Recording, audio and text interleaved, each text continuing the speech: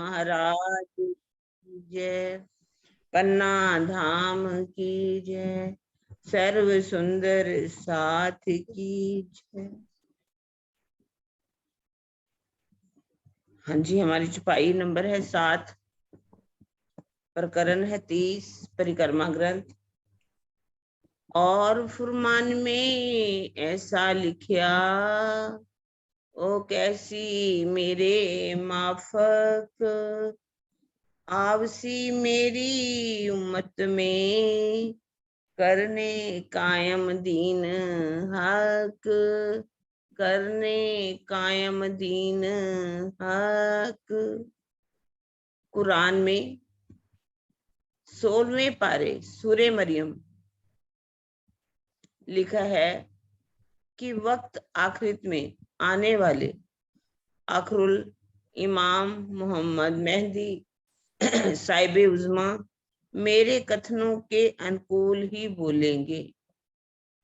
पारब्रह्म के शाश्वत धर्म को स्थापित करने के लिए वे मेरी उम्मत नाजी फिरके में आएंगे। इस चौपाई के तीसरे चरण में कथित मेरी उम्मत का तात्पर्य मुसलमानों से नहीं है, बल्कि परम धाम की उन ब्रह्म सृष्टियों से है जो भारतवर्ष में उतरी हैं। इन्हें ही कुरान में अहले देत और महरम कहा गया है। यद्यपि कहीं कहीं उनके अनुयायियों को भी उम्मत कहकर संबोधित किया गया है, किंतु ये कथन उस नाजी फिरके श्री निजानंद संप्रदाय से संबंधित है जो एक पारब्रह्म की प्रेम लक्षणा भक्ति द्वारा आराधना करता है। इसमें मोहम्मद साहब ने कुरान में पहले से फरमान में ऐसा लिखा, वो कैसी मेरे माफक, मतलब जो मैंने बातें कही हैं कुरान के अंदर, सारी बातें नहीं, शरीयत की तरीकत की नहीं, बल्कि हकीकत और मार्फत की जो बातें कही गई हैं वो कहती लिखी है मैंने कोई कोई बात। और वो बातें जब आखिरुल जमा इमाम मेहदी साहिब जुमा आएंगे, जैसा मैंने कहा है उसी के अनुसार ही वो यहाँ आकर के कुरान के भेदों को खोलेंगे और बताएंगे और शाश्वत धर्म की स्थापना करेंगे। अर्थात वो आएंगे तो किस में आएंगे? नाजी फिरके में आएंगे। लिखा हुआ है 72 जो हैं वो होंगे नारी फिरके और 73वां फिरका कौन सा होगा? नाजी फिरका। क्योंकि किन के लिए उन्होंने आना है? उन ब्रह्म सृष्टियों के लिए आना है जो भारतवर्ष में ही उतरी है, जिन्हें अहले बेत भी कहा गया है और महिरम भी कहा गया। अर्थात महिरम का मतलब उनकी जो ब्रह्म अंगनाएं हैं, ब्रह्म सृष्टियां जो है उनकी उम्मत होगी, उन्हीं को उम्मत कह करके भी संबोधित किया गया है। आज इन्हीं बातों को लेकर के मुसलमान लोग जो है वो सोचते हैं कि मोहम्मद साहब हमारे लिए लिखे गए हैं कि इमाम मेहदी आएंगे और हमारे फिरके में आएंगे। वो मुसलमानों में ढूंढते फिर रहे हैं कि हमारा ही फिरका नाजी है, जबकि उनका बिल्कुल भी नाजी फिरका नहीं है। क्योंकि नाजी फिरका वो फिरका है जो किसकी आराधना करता है? एक पार ब्रह्म की भक्ति करता है, और वो कौन सी? प्रेम लक्षणा भक्ति के द्वारा परमात्मा को रिझाता है, अपने अल्लाह ताला को रिझाता है। इस तरह से उन्होंने पहले ही कुरान के अंदर सब बातें लिख दी। सोई सुध दई फरमाने, सोई इससे दई खबर, मेरे सुख सोई आया, तीनों एक भय यूं कर। आध्यात्मिक ज्ञान का जो संदेश कुरान ने दिया है, यही संदेश सतगुरु धनी श्री देवचंद्र जी ने दिया है। मेरे मुख से भी वैसा ही आया है। इस प्रकार हम तीनों का कथन एक जैसा ही है। यहाँ तीनों स्वरूपों की पहचान कराई जा रही है, बसरी की भी, मल की भी, हकी की भी। उन्होंने कहा कुरान के अंदर किसने संदेश दिया? बसरी सूरत ने। और देवचंद्र जी भी संदेश लेकर के आए, मल की सूरत। और अब इमाम मेहदी आए और वो भी वैसा ही संदेश आकर के दे रहे हैं, उस अल्लाह ताला के आने का, परब्रह्म के आने का, परम धाम की निशानियां जो लिखी हुई हैं, उन सब बातों को बता रहे हैं। इस प्रकार सबके कथन में कोई भी कंट्रोवर्सी नहीं है, कोई भी अलगाव नहीं है, बल्कि तीनों का कथन एक ही जैसा है। इसमें शायद भावार्थ भी है। कलमे का कथन, कलमे का मतलब क्या होता है? तारतम। ला इल्हा इल्लिल्लाह, ला तो ना ही को क्या, इल्ला तो क्या हक, ला इला के बीच में बात बड़ी बुजुर्ग। ला शर्वरमान, इल्हा अक्षर और इल्ला किसको कहा गया है? अल्लाह ताला को। सदगुरु धनी देवचंद्र जी का अक्षर अक्षर अक्षरातीत है, जिसका विशद विवेचना तारतमानी के अंदर है। इस प्रकार तीनों सूरतें बसरी, मलकी और हक्की के कथनों की समानता कुरान के सूरे मरियम को सत्य सिद्ध करती है। जो ये जो पहला ही है इनका प्रकरण, उसके अंदर ये बातें बसरी, मलकी और हक्की की बातें लिखी गई हैं, और ये सारी बातें उन बातों को सिद्ध करती कि तीनों सूरतें इस संसार में आएंगी। वेद कतेब की दोनों धाराओं का सत्य स्पष्टीकरण भी तारतम्यवाणी में ही विद्यमान। जो कछु किया वेद ने, सोई किया कतेब, दो बंदे एक साहिब के पढ़ लड़त बिना पाए भेद। वेद और कतेब में बातों में कोई भी अलगाव नहीं है। दोनों धाराओं में तारतम्यवाणी में स्पष्टीकरण किया गया है कि पारब्रह्म इस संसार में आएंगे। इस तरह से तीनों सूरतों की पहचान जो है तारतम्यवाणी के द्वारा कराई गई है। कुरान की बातें भी सत्य सिद्ध कर दी जो कुरान में पहले से ही लिखी हुई थी, और वेद और कतेब दोनों को मिला करके तारतम्यवाणी ने स्पष्टीकरण कर दिया कि परमात्मा जो है, अल्लाह ताला जो है, आएंगे, अपने धाम स्वरूप और लीला का वर्णन करेंगे। हाँ जी सरोज बहन जी, तीसरी चौपाई किसी और से करो, अभी आप करो। रूह अल्लाह ने मेहर कर दिया खुदाई इलम, सब सुध भई अर्श की, रूहें बड़ी रूह खसम। सतगुरु धनी श्री देवचंद्र जी ने मेरे ऊपर मेहर करके ब्रह्म ज्ञान तारतम दिया, जिससे परम धाम श्री राजश्यामा जी एवं ब्रह्म शिष्यों की संपूर्ण पहचान हो गई। इन्होंने आकर के तारतम्यवाणी दी देवचंद्र जी ने, जिससे आकर के पूर्ण पहचान उन्होंने करवा दी। परम धाम की राज जी हैं, श्यामा जी हैं, ब्रह्म शिष्य हैं, इस तरह से उन्होंने आकर के पहचान जो है वो करा दी। आगे की चौपाई पढ़नी है। हाँ जी, आसान है, किसी और सुंदर साथ को दे दीजिए। हाँ जी, हाँ जी, चलो शशि दीदी आप बोलो।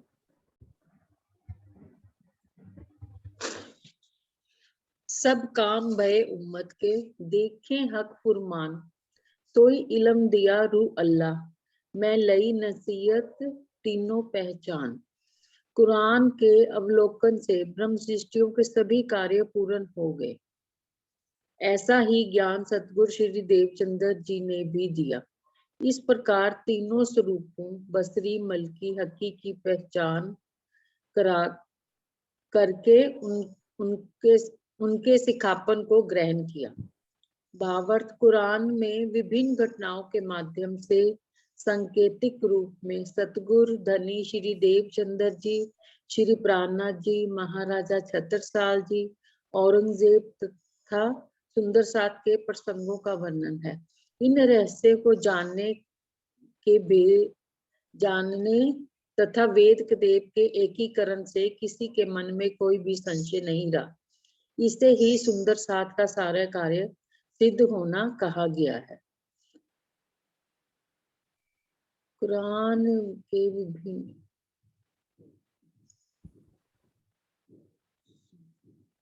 श्री देवचंद्र चुपाई करना दीदी। सब काम भे उम्मत के, देखे हक फुरमान, सोई इलम दिया रूह अल्लाह, मैं लई नसीहत तीनों पे। किरण दीदी आप करो, सब इसका काम भय उम्मत के, देखे हक फुरमान। मतलब कि सब काम कौन से उम्मत के भय, कि कुरान में हमारे को साखियां मिल गई।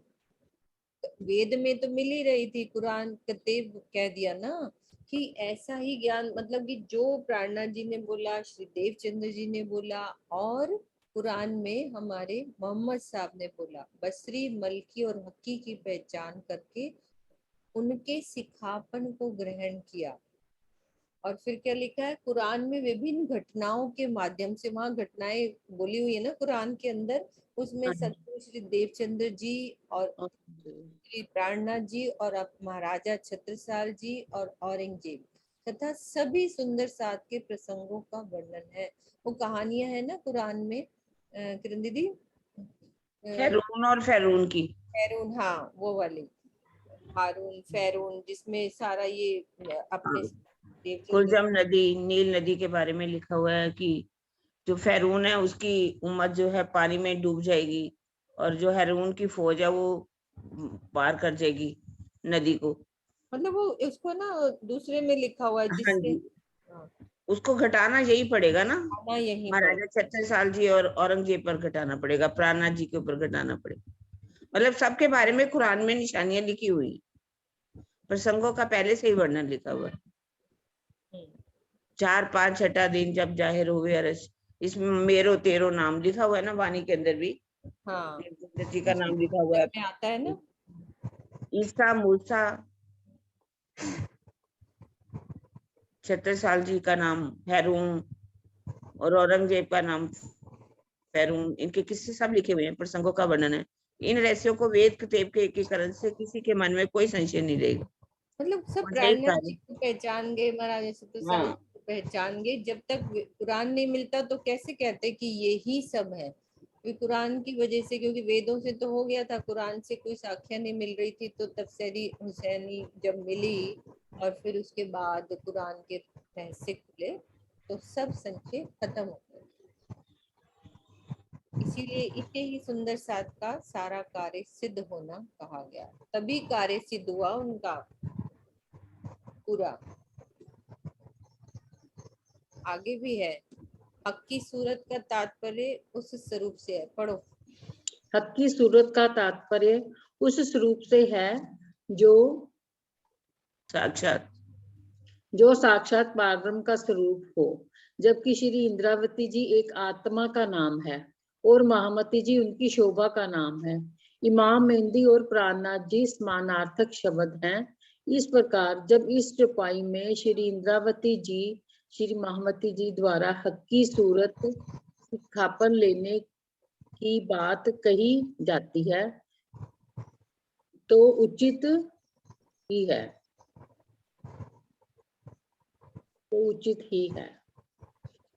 हक की सूरत का तात्पर्य उस स्वरूप से है जो पार ब्रह्म का स्वरूप हो, जो राजीव महाराज पार ब्रह्म का स्वरूप है। जबकि श्री इंद्रावती जी क्या है, एक अजय आत्मा का नाम है।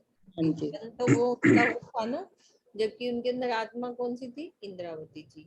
और महामती की उनको शोभा दी गई कि महामती सबसे बड़ी मती थी हमारी इंद्रावती की आत्म, और साक्षात उनके अंदर क्या थे, पार ब्रह्म का स्वरूप था। रूप होता है, एक स्वरूप होता है, वो स्वरूप थे। इमाम मेहंदी और प्राणनाथ समानार्थक शब्द है, ये एक ही बात है। प्राणनाथ कह ले चाहे इमाम मेहंदी वहां कह दिया कुरान में, और वेदों में क्या कह दिया प्राणनाथ, दोनों यही है, कुरान और उनका वो एक जैसे शब्द है। इस प्रकार जब श्री चौपाई में इंद्रावती श्री महामती जी द्वारा हक की सूरत से सिखापन लेने की बात कही है तो उचित ही है। तो बात बिल्कुल सही है कि सिखापन हमने हक की सूरत से सिखापन लेने की बात कही है। अब प्रणाम जी। राम जी। अब जो कहती हूँ अर्श की, सो दिल में यूं आवत, बिना देखे कहत हूँ जित रूह जो चाहत। अब मैं परमधाम की जिस भी शोभा का वर्णन कर रही हूँ वह मेरे दिल में अनायास ही आता जा रहा है। मुझे वर्णन करने के लिए उस शोभा को प्रत्यक्ष देखने की भी आवश्यकता नहीं पड़ रही है, बल्कि मेरी आत्मा जैसा चाह रही है वैसा ही वर्णन होता जा रहा है, क्योंकि स्वयं धामधनी, एक सेकंड, मेरे धाम हृदय में विराजमान होकर कह रहे हैं। भावार्थ, इस चौपाई में ये जिज्ञासा पैदा होती है कि यहाँ कहा गया है कि मैं परम धाम को बिना देखे ही कह रही हूँ, जबकि इसी प्रकरण की पहली चौपाई में कहा गया है कि मैं चितवनी से प्रत्यक्ष देखकर कह रही हूँ। ब्रह्मवाणी के कथनों में इस प्रकार का विरोधाभास क्यों है? इसका समाधान यह है कि ब्रह्मवाणी के कथनों में कहीं भी रंच मात्र भी विरोधाभास नहीं है। आवश्यकता है उसके उचित समायोजन की। श्री महामती जी की आत्मा इस प्रकरण की पहली चौपाई में जो कहती हैं कि अब मैं चितवनी से देखकर कह रही हूँ, तो इसका आशय यह है कि वे युगल स्वरूप की चितवनी में डूब जाती हैं तथा श्री राज जी के दिल में डूबकर ऊत प्रोत अरस परस हो जाती हैं। ऐसी अवस्था में धनी के आवेश और जोश से परमधाम की शोभा का वर्णन होने लगता है। इस तथ्य को प्रकट करने के लिए ही चितवनी से देखकर वर्णन करने की बात कही गई है। मार्फत की अवस्था में श्री इंद्रावती जी और धामधनी एक हो जाते हैं। उस समय श्री महामती जी को देखकर कहने की आवश्यकता नहीं पड़ती, बल्कि अनायास ही आत्मा के धाम हृदय में उसका ज्ञान आता जाता है और धनी के जोश आवेश से उसका वर्णन होता जाता है। इसी स्थिति का वर्णन चौपाई नंबर 11 में किया गया है। श्री लालदास जी तथा श्री युगलदास जी ने निज धाम की शोभा का जो भी वर्णन किया है वह चितवनी में देखकर किया है। धामधनी के जोश ने उस ज्ञान को शब्दों में कहने का सामर्थ्य दिया है, किंतु उनके वर्णन में आवेश की कोई भी लीला नहीं है। इस ये जो हमारी जो ये चौपाई पिया जी ने दी है, अब जो कहती हूँ अर्थ की सो दिल में युवावत, ये महामती जी कह रही हैं कि जो मैं परम धाम का वर्णन कर रही हूँ, कुछ ऐसा दिल में मेरे में आता है कि बिना देखे कहती हूँ जित रूह जो चाहत। तो इस जो ये इस स्वरूप की पहली ही चौपाई में लिखा था कि मैं चितवनी से जो है देख करके बतला रही हूँ, और यहाँ पर कह रही हूँ कि मैं बिना देखे कह रही हूँ। तो इसका स्वामी जी ने जो है इसको संशय रहित किया है। इसका समाधान में यही कहा है, क्योंकि जिस वक्त आत्मा जो है चितवनी के माध्यम से युगल स्वरूप में लीन हो जाती है, तो उस वक्त जो पियाजी का जोश आवेश है उसके द्वारा जब वाणी उतरती है तो वो स्वतः ही उतरनी शुरू हो जाती है। तो बिना देखे कहते हूँ जित रूह जो चाहत, तो फिर वो वाणी अपने आप उतरनी शुरू हो जाती है। एक तो ये है कि आत्मा वहां का दर्शन करे, जैसे अभी इस वाणी इसमें अर्थ नीचे दिया गया है। युगलदास जी महाराज और लालदास जी महाराज ने चितवनी के द्वारा परमधाम के 25 पक्षों का जो वर्णन करा है, और उसको देख करके और उसको वर्णन करना और उसको लिखना, ये जोश की शक्ति करने में समर्थ है। लेकिन यहाँ ये उसमें ये भी लिख दिया है कि पर उस वक्त आवेश की जरूरत नहीं थी, केवल जोश की शक्ति के द्वारा वो जो है 25 पक्षों का युगलदास जी महाराज ने और हमारे स्वामी लालदास जी महाराज ने वर्णन तो कर दिया। तो इसी वही बात यहाँ पर भी बताई गई है कि बिना देखे कहते हूँ जित रूह जो चाह, जो जैसा आत्मा चाहती है राजी महाराज अपने जोश आवेश के द्वारा वैसा ही वर्णन करवा रहे हैं। जब चितवनी के द्वारा रूह जो है एकाकार हो जाती है, यानी मार्फत की अवस्था में पहुंचने पर जो है फिर अपने आप ही सब कुछ वर्णन जो है पियाजी करवाते रहते हैं। और जब तक जो उन पर अगर आवेश नहीं है तो वो फिर उनको जरूरत है कि चितवनी के द्वारा देखें कि देख करके वर्णन करने की। तो यहाँ पर दो बातों का भेद स्पष्ट कर रहे हैं कि एक तो आत्मा जो है वो किस तरीके से उसमें जाती है, चितवनी में जाती है और उसका वर्णन करती है, और दूसरा ये कि जब वो बिना देखे भी वर्णन हो सकता है, बशर्ते कि राजी महाराज का आवेश स्वरूप जो है वो उसको वर्णन करे, और वो जब ही संभव है जब एक आत्मा जो है चितमणि के माध्यम से युगल स्वरूप के शोभा श्रृंगार में लीन हो जाए। प्रणाम। हाँ जी प्रणाम जी। सुषमा जी। हाँ जी प्रणाम जी। ले लो। अर्श के वर्णन की कही हादियों इशारत, सो दो साहेदी लेके जाहिर करूं सिफत। परमधाम शोभा का वर्णन रसूल मोहम्मद, ये सल क्या लिखा है, सलील्लाह एवं सत है सलील्लाह सलील्लाह रसूल मोहम्मद एवं सलील सतगुरु धनीश्वर देवचंद्र जी ने संकेतों में सूक्ष्म रूप से किया है। उसकी साक्षी लेकर मैं परम धाम की शोभा सहित अखंड महिमा को उजागर कर रही हूँ। दो साहेदी लेके, एक वेद और कतीबों की, जिस शोभा का वर्णन रसूल मोहम्मद और सतगुरु धनदेव चंद जी ने, दोनों ने, रसूल मोहम्मद जी ने तो कुरान का किया और सतगुरु धनदेव चंद जी ने वेदों का किया। सूक्ष्म रूप से जो वर्णन किया है, उन दोनों की साक्षी लेकर मैं, इंद्रावती जी, महामती जी कह रही हैं कि उस परमधाम की शोभा सहित अखंड महिमा को उजागर कर रही हूँ। चितौनी के द्वारा पहले रूप के, और फिर जो जोश के द्वारा, आवेश के द्वारा जो राज्य महाराज खुद करवा रहे हैं, उसको उजागर कर रहे हैं। प्रणाम जी। हाँ जी प्रणाम जी सुंदर साथ जी। मेरी बानी दी तो पड़े, जो वतन दूसरा हुए, कहे हादी बल माफक, पूरे सिफत सब कोय, पूरे सिफत सब कोय। पूर्वोक्त दोनों हादियों कथन से अलग मेरा कथन तभी होता जब हमारा वतन भी और होता, अर्थात हम तीनों स्वरूपों का निज धाम एक ही है। दोनों हादियों ने अपनी शक्ति के अनुसार परम धाम का वर्णन अवश्य किया है, किंतु इनके पहले जिसने भी परम धाम की महिमा गाई है, उन सब के शब्द निराकार बेहद से आगे नहीं जा सके हैं।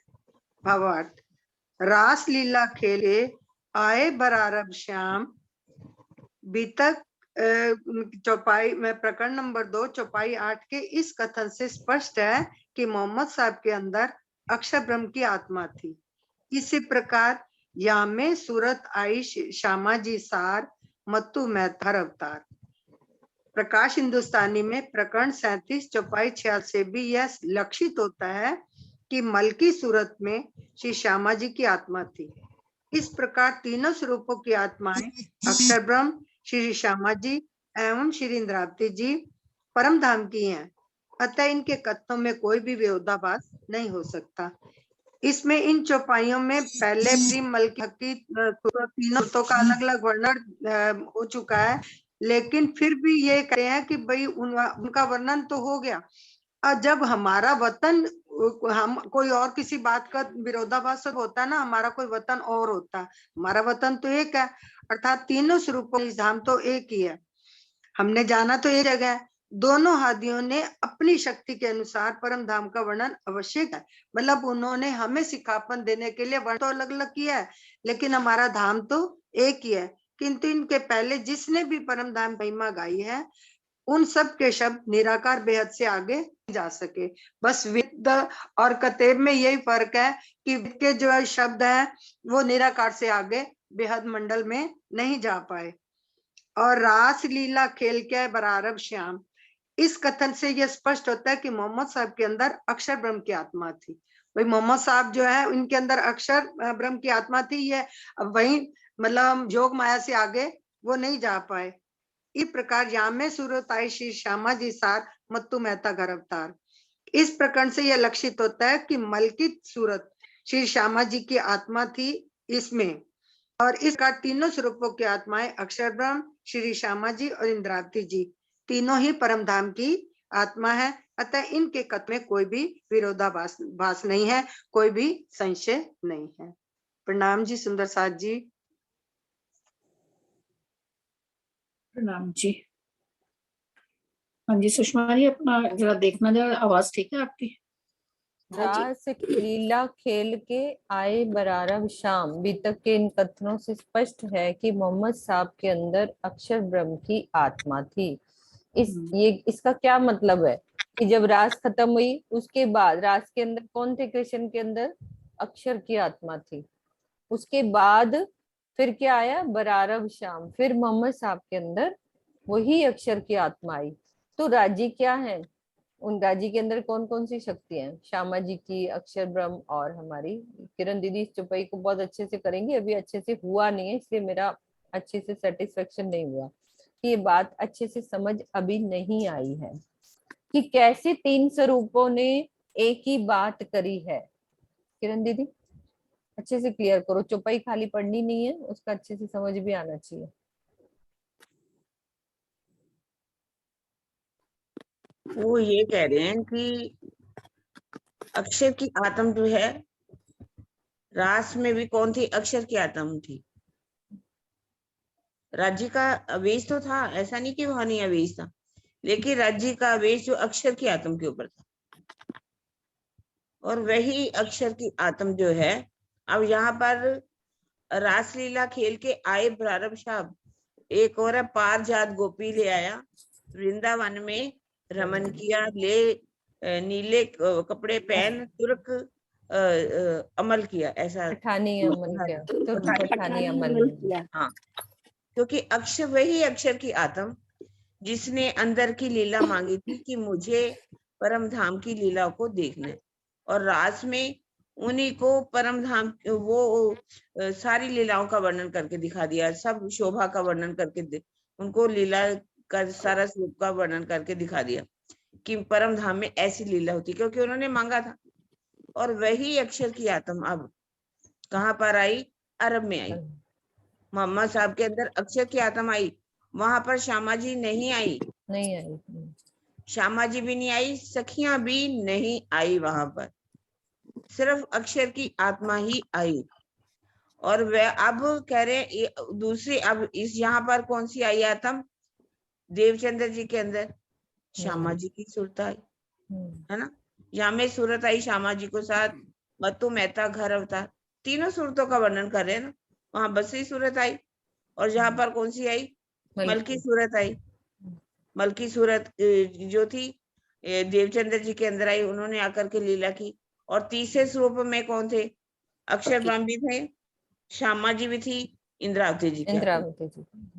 तीनों स्वरूपों का वर्णन करके यहाँ बता रहे कि तीनों स्वरूपों की आत्माएं तीनों तनों में आकर के उन्होंने बसरी, मलकी और हकी सूरत ने आकर के लीला।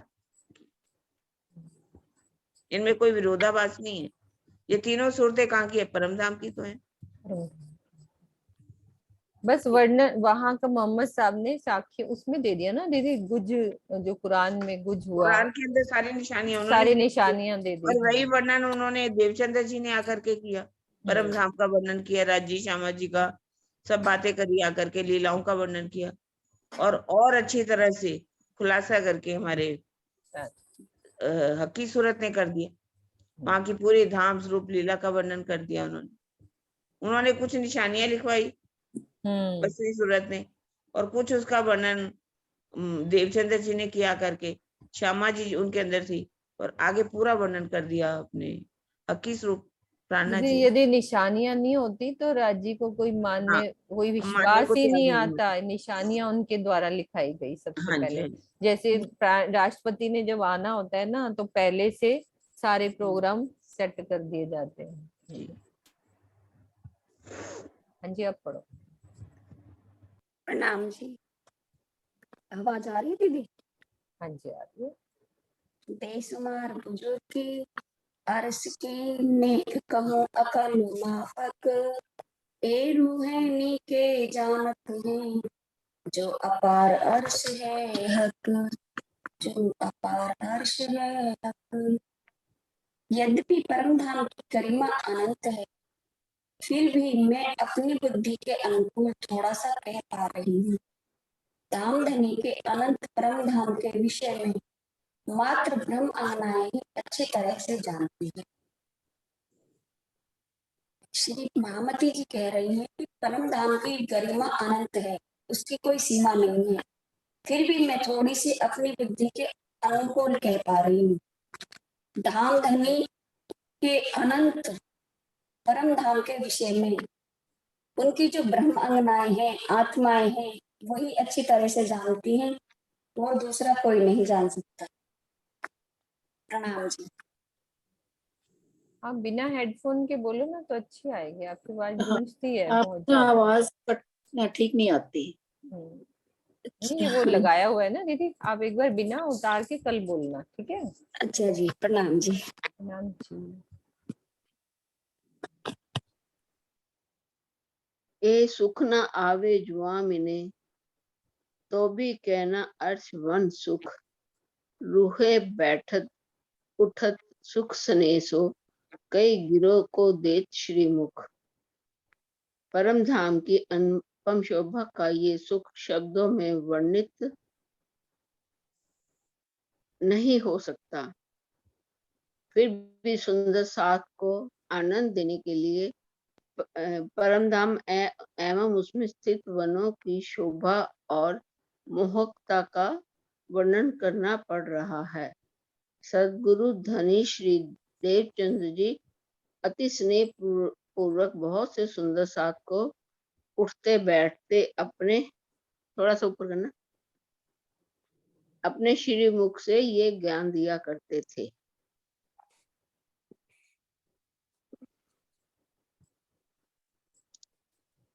ए सुख न आवे जुआ मिले,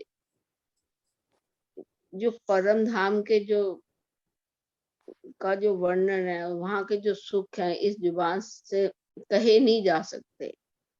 पर तो भी कहना अर्शवन्मुख, तो भी मैं कह रहा हूँ, क्योंकि मेरे आनंद देना है मुझे, अपने रूहों को अपना स्नेह देना, आनंद देना है कि परम धाम ऐसा है जिससे उनको आनंद मिले।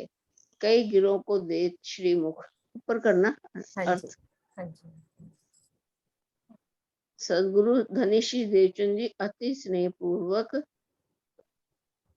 उठते बैठते ही सुंदर साथ को सब ये अपने मुख से सब सुंदर साथ को ज्ञान दिया करते थे, ताकि उनको आनंद आए, जिसमें वो वहां के शोभा में अपने आप को डुबो ले, परम धाम की शोभा में डुबो ले अपने आप। बिल्कुल। प्रणाम जी।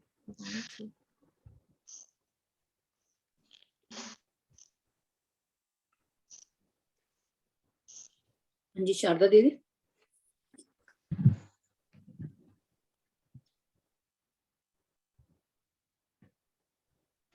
राम जी।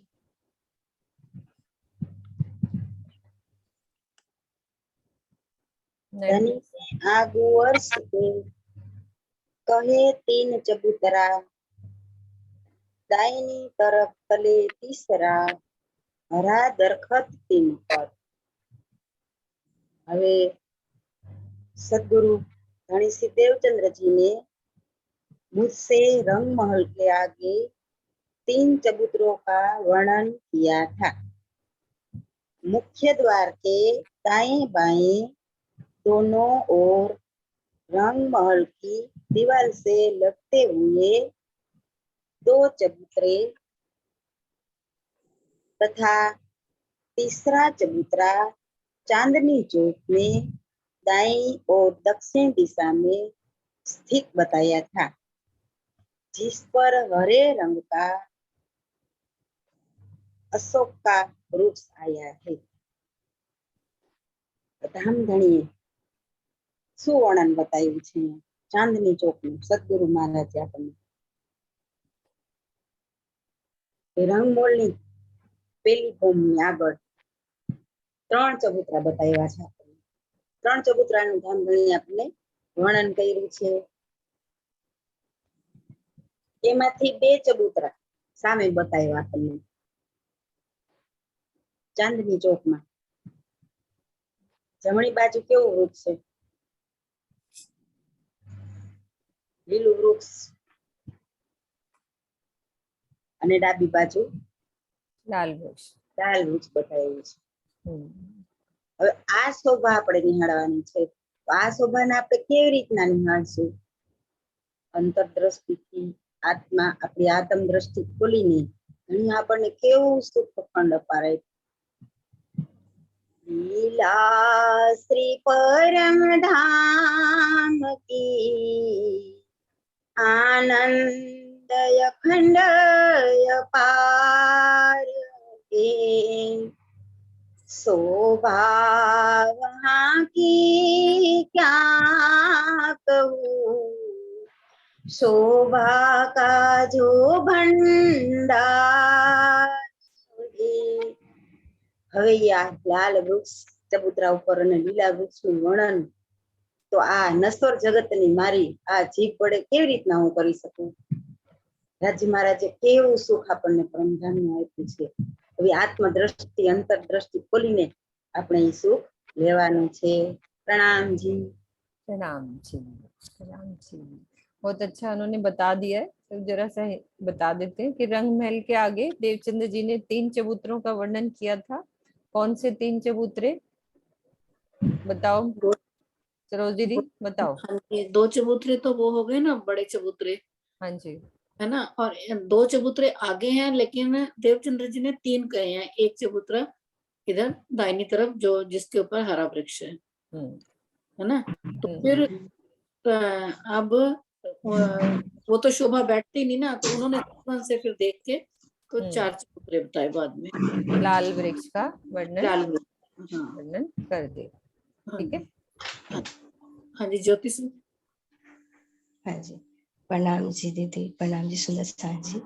चौथी तरफ नाही कहया सो मेरी परीक्षा लेन, जाने मेरे इलम से रूह पे कैसी आप मुख बैन, कैसी आप मुख बैन. मेरी परीक्षा लेने के लिए उन्होंने चौथे चबूतरे का वर्णन नहीं किया. उन्होंने ऐसा इसलिए किया कि उनके तारतम ज्ञान से श्री इंद्रावती जी की आत्मा स्वतः जान जाएगी और अपने मुख से स्वयं उसका वर्णन करेगी. और धनी सतगुरु महाराज जी ने इसलिए 3 चबूतरे का वर्णन किए कि उनकी परीक्षा लेनी थी कि जब इंद्रावती सखी है तो ये अपने अंतः चक्षु से चितवनी द्वारा बताएगी कि वहां पर क्या है और चबूतरा एक है. तो उनका परीक्षा लेने के लिए धनी ने 3 चबूतरे का वर्णन किया और एक चबूतरे नहीं, चौथे चबूतरे का वर्णन नहीं करवाया कि अपने अंतर्दृष्टि से देखेगी और उसका वर्णन करेगी इंद्रावती सखी. प्रणाम जी. प्रणाम जी.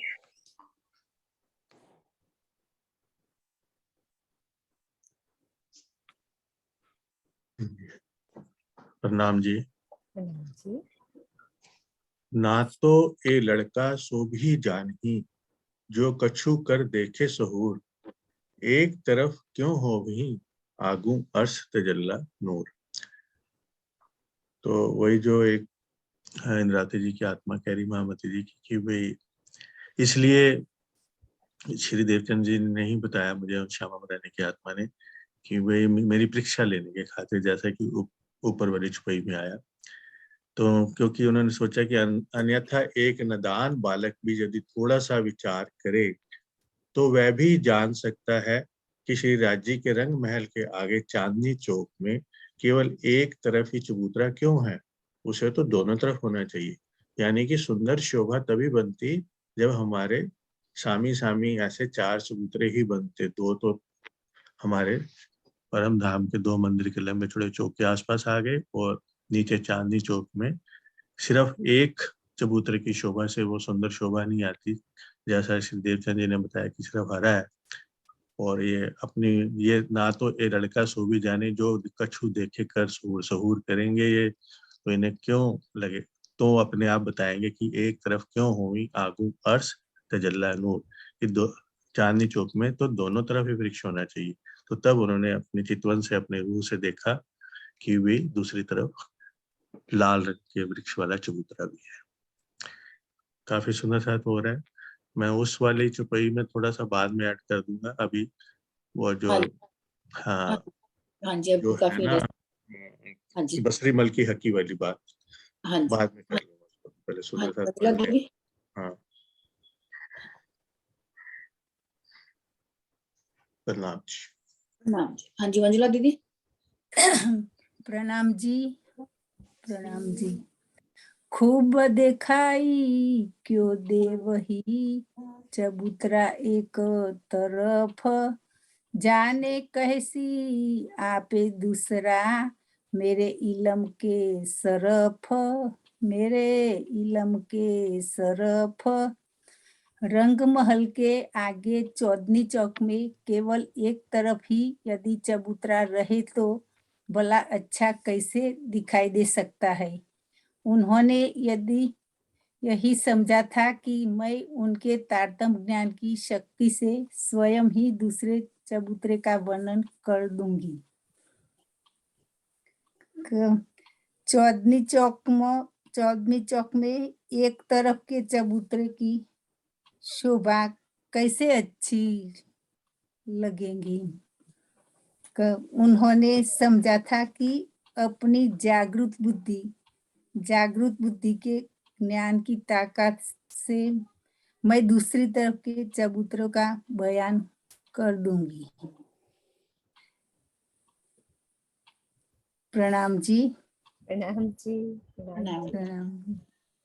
हाँ जी मोनिका। आप बोलना है तो बोले दीदी। नहीं सही है, वो बागी वर्णन आ चुका है, पूरा हो गया है। प्रणाम जी। पहले चौथा चाहिए। मोनिका, मोनिका आवाज क्यों गड़बड़ आने लग गई आपके वहां से?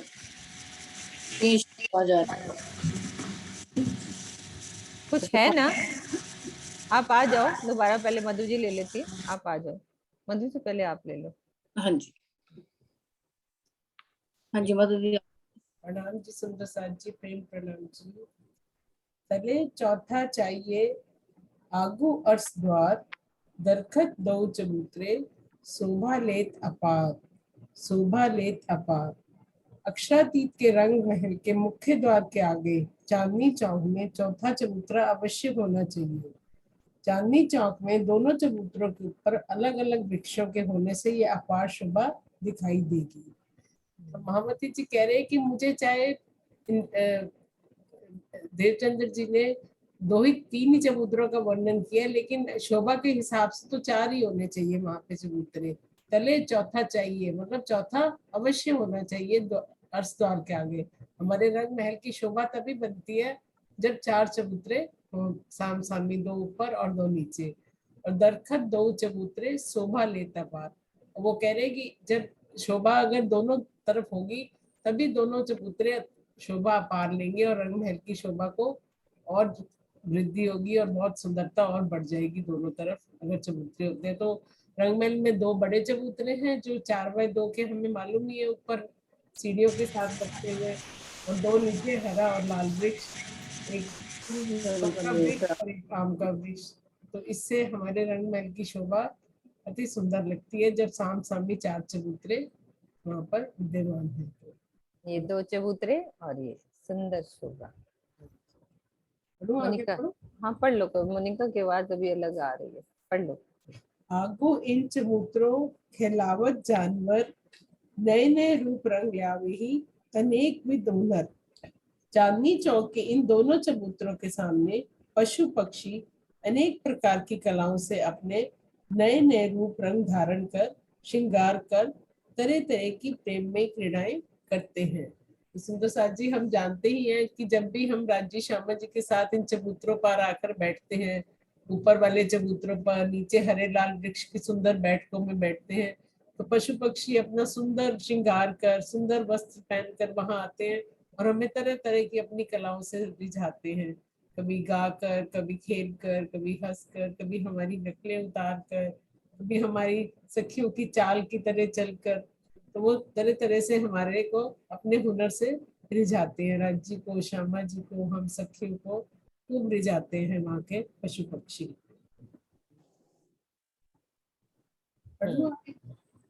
मोनिका आवाज ठीक हो गई? मोनिका देखो, हाँ ठीक है। आगू इन दरबार के दायम विलास है वन, कई विध खेल करें जानवर हक हसावे रोहन। रंग महल के सामने 7 वन आए हैं जिनमें अखंड आनंद की लीला होती है। इन वनों में पशु पक्षी अनेक प्रकार की क्रीड़ाएं करते हैं।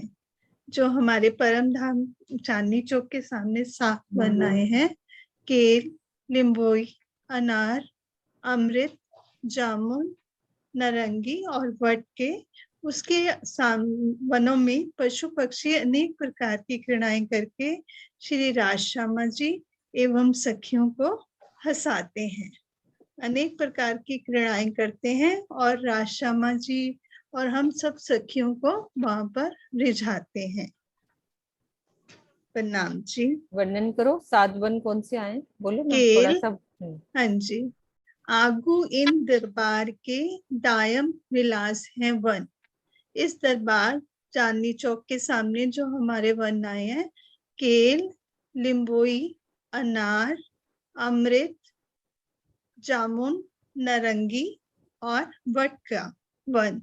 इन सभी वनों में पशु पक्षी अलग अलग तरह की क्रीड़ाएं करके खेल दिखाकर राजश्यामा जी और हम सब सखियों को रिझाते हैं। जैसे कि हम सब ने महसूस किया कि वहां पे बंदर अलग अलग तरह की क्रीड़ाएं करके राज्य को रिझाते हैं।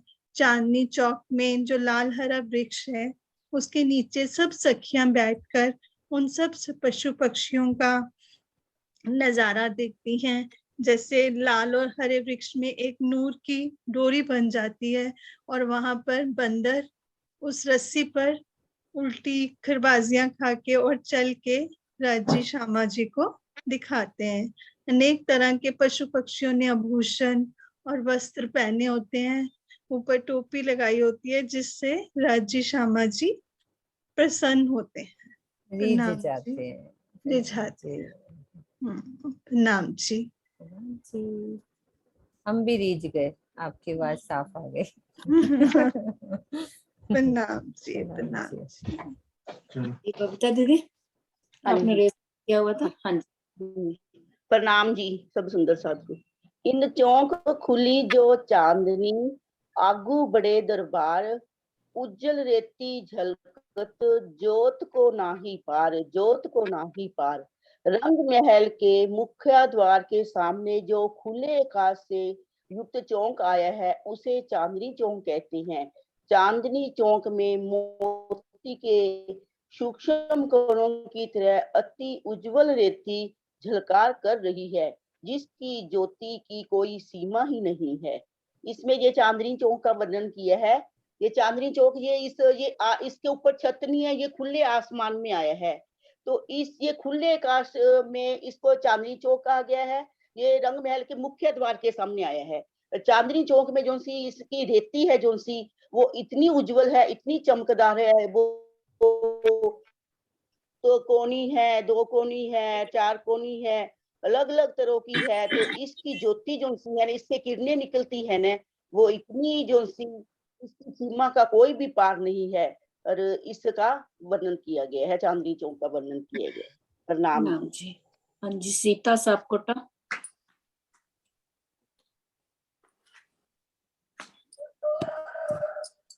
मलाई हिन्दी आउँदैन। प्रणाम जी सम्पूर्ण सुन्दर साथीहरू। मैले हिन्दी बोल्न जान्दिनँ, नेपाली हजुरहरूले बुझ्नुहुन्छ? हजुर हजुर नेपाली बोल्छु। जोत लगी जाए आसमान, खम्ब गर्यो चौखुन, आकाश जिमी बीच जोतको इनको नहीं निमुन, इनको नहीं निमुन। चांदनी चौक से इन दोनों चौरस चबूतरों पर आए हुए वृक्ष से निकलते वाली ज्योति मनोहर थंबों के समान दिखाई पड़ रही है। यह ज्योति आकाश तक छाई हुई है। यह इतनी सुंदर है कि आकाश और धरती के बीच में किसी से भी इसकी उपमा नहीं दी जा सकती है, तुलना नहीं की जा सकती है। अक्षरातीत धाम धनी इन्द्रावती जी को धाम हृदयमा बसेर यो फुर्माउँदै हुनुहुन्छ कि चाँदनी चोकको दोनों चौरस चबुतरेतिर आएका वृक्षहरू, लाल वृक्ष र हरा वृक्षका ज्योति यस्तो मनोहर छ, यति झल्कार छ जसको ज्योतिको त्यो झलझलाहटको बयान गर्न धेरै गाह्रो छ। चाँदनी चोकको रेतीमा आएको त्यो नूर र प्रकाशको बयान गर्न त्यति सजिलो छैन। यो ज्योति आकाशसम्म आसमानसम्म फैलिरहेको छ। त्यो ज्योति र त्यहाँको मनोरम दृश्यहरू यति सुन्दर छन् जसको बारेमा बयान गर्न यो चाहिँ संसारको जिब्रोलाई असमर्थ हुन्छ। र चाँदनी चोकमा आएका ती सुन्दर झल्कार रेतीहरूको आकाशसम्म फैलिएका ती ज्योत प्रकाशहरू यति मनोरम यति सुन्दर छन् जसलाई हेरिरहँदा त्यहाँबाट नजर हटाउन मन लाग्दैन। प्रणाम जी सुंदर साथ जी। बहुत अच्छा, हमें समझ में आ गया सब। बिल्कुल सब समझ में आ रही गया। है, हिंदी होती है बिल्कुल, नेपाली भाषा समझनी बहुत आसान है और गुजराती भी समान है, कोई दिक्कत नहीं आती। जरा दिल लगा के सुनेंगे तो सब समझ में आ जाती है। बोल नहीं सकते लेकिन समझ तो समझ आ जाती है। वो जो थंब की बात करी है ना, उसकी शोभा इतनी प्यारी बनती होगी ना कि उन्होंने बोला है कि जो चबूतरों पर आए वृक्ष है ना, जब उनकी निकलती है ज्योति तो आकाश में एक सुंदर थंब बनता है। थंब बंध्यो चौखून, कि थंब बन जाता है ऊपर, इतना सुंदर आसमान में थंबों के समान। जो उसकी कितनी 34 मेहराबे है ना, ध्यान करो। जो हमारे चांदनी चौक पे जो वृक्ष आते हैं उस पे जो 34 मेहराबे बनती है, फिर सोचो उसकी किरणें निकलती होंगी, क्योंकि वृक्ष की जो मेहराबे बनी हुई हैं वही वैसे ही आसमान में वही 34 ऊपर पड़ती होंगी, एक एक वृक्ष की 34 इधर लाल की और इधर, तो वो थंब के समान सुंदर लगती है ना। तभी चौपाई थोड़ी सी रह गया था, इसलिए मैंने बोला कि थंब कैसे बना।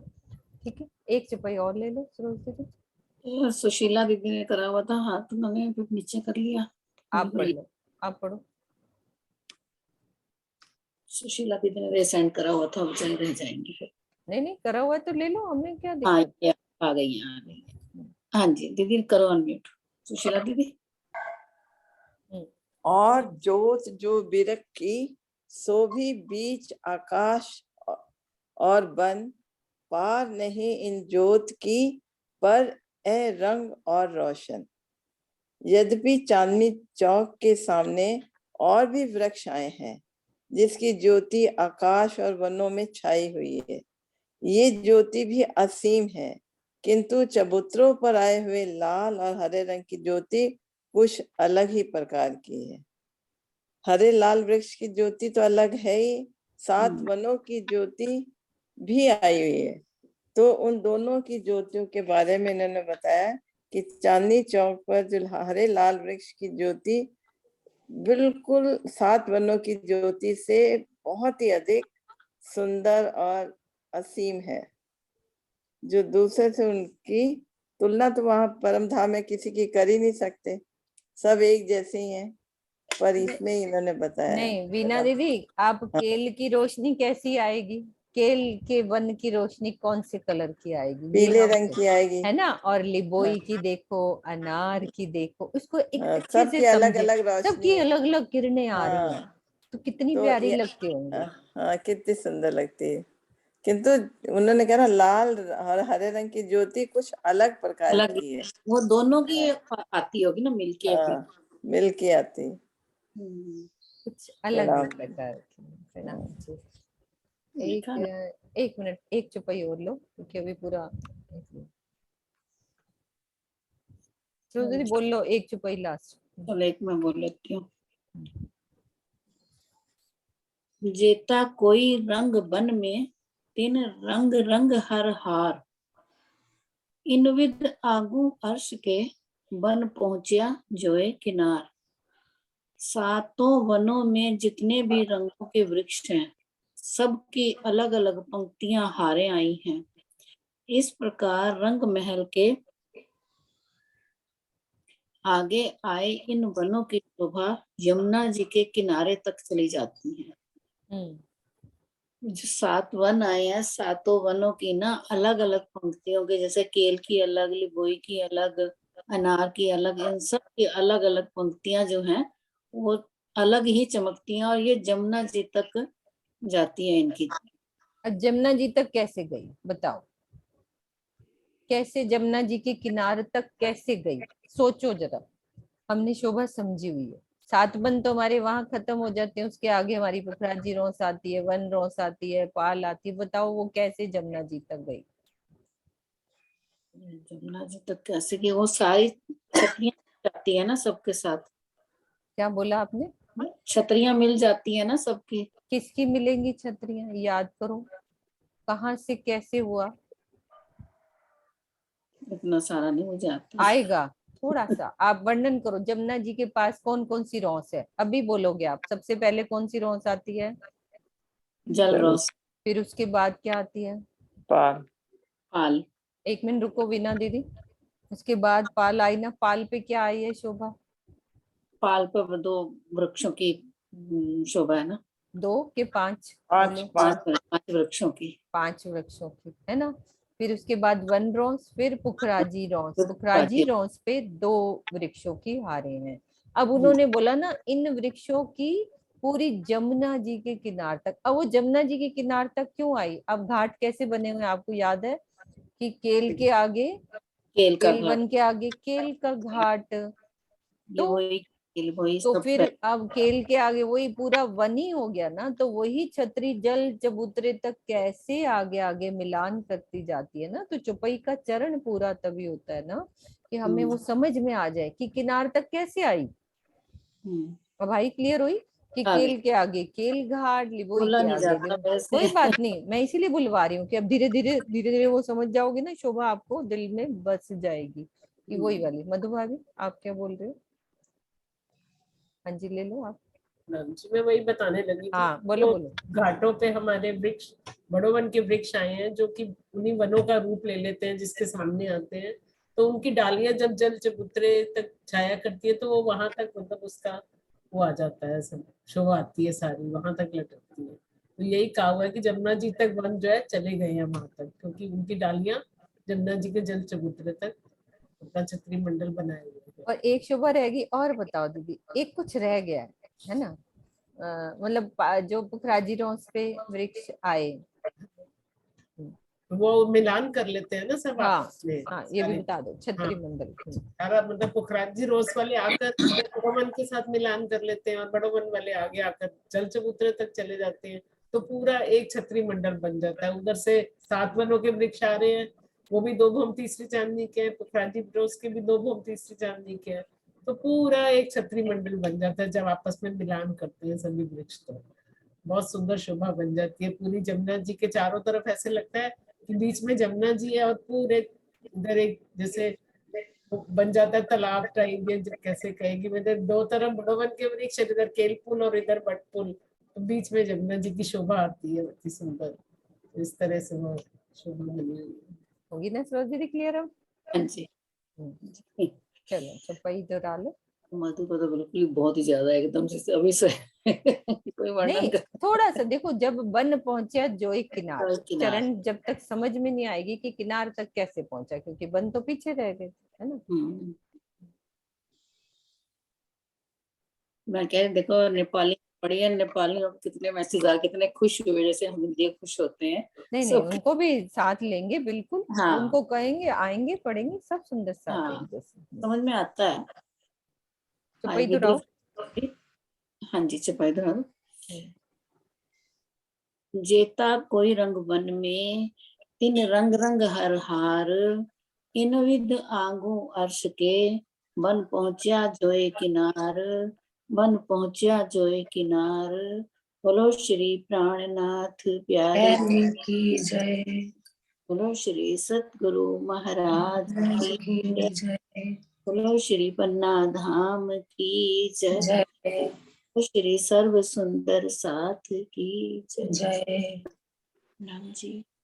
नरेश जी कह रहे थे, नरेश जी का रिसेंट था। नरेश जी आप बोलो क्या कह रहे? हाँ वो कह रहे थे। 1 मिनट अनम्यूट करो नरेश जी। कर रही हाँ वही 2 बातें थी अभी। तो एक तो इमीडिएट यही बात आई थी कि कैसे वो मिलान है कि जैसे भी पहली हाँ हो गया कि पहली भूम का तो इवन 22 झरोखों से मिलान हो गया, और हमारा दूसरी जो भूम तीसरी चांदनी का पूरा रंग महल से वनों का मिलान होता हुआ, और जो यमुना जी तक कैसे होगी। और अगर टाइम नहीं है तो कोई बात नहीं, वो हाँ, वाली वो अपन कल कर लेंगे स्टार्ट में ना आपकी वो वाली बात, क्योंकि बच्चे मलके का वो थोड़ा अभी लिंक नहीं बन रहा ना, अपन वो कल सुबह स्टार्ट करेंगे ना, तो आप थोड़ा पहले ले लेना। हाँ जी विजय दीदी, आप क्या कह रहे हो? गलती से हो गया मेरा। कोई बात नहीं, अरे गलती में आपके बाद आ गई। प्रणाम जी। हाँ प्रणाम जी। वैसे एक बार चलो है ना, कभी जब दोबारा एक बार यूट्यूब वाला मैंने खोला, मेरा खुला नहीं वो। एक सेकेंड, मैं आपको अभी पहले जयकारा लगा के अपन ये मीटिंग ऑफ करते हैं, मैं दोबारा खोल के अभी बता रही हूँ। हाँ जी सरोज दीदी, मीटिंग का ऑफ का जयकारा बोल दो। हाँ जी, बोलो श्री प्राणनाथ प्यारे की जय, बोलो श्री सतगुरु महाराज की जय, धाम के धनी की जय। प्रणाम जी।